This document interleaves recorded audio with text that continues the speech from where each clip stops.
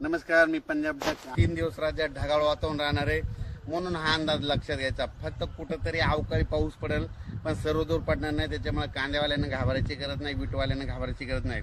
पण 18 तारखेपासून आता 18 एप्रिलपासून ते 24 एप्रिलपर्यंत राज्यात उन्हाची तीव्रता वाढत जाणार आहे. 44-45 अंशापर्यंत अकोला नागपूरकडला पारा जाणार आहे. मराठवाड्यात देखील बऱ्याच ठिकाणचा 42 पर्यंत जाणार आहे. म्हणून हा अंदाज लक्षात घ्यायचा. राज्यात सांगायचं झालं तर 18 तारखेपासून उन्हाची तीव्रता वाढत जाणार आहे, म्हणून हा अंदाज लक्षात घ्यायचा. आणि हे अंदाज मी माझ्या शेताच्या या ठिकाणी नाला करत आहोत, म्हणजे एक नाला खोलीकरण करत आहोत. म्हणजे शेतातलं त्या नाल्यामध्ये पाणी जिरवायचं आणि तिचं पाणी विहिरीला पर्क्युलेशन होतंय, विहिरीचा पाण्याची पातळी वाढवते. म्हणून स्वतःहून करत आहे, कुठली शासनाची मदत न घेता स्वतःहून काम करत असं. खरं तर शासनानं सगळ्या शेतकऱ्याला असं करून द्यायला पाहिजे, पण देत नाही, म्हणून सगळं स्वतः करत आहे. आणि या ठिकाणी मी शेतकऱ्या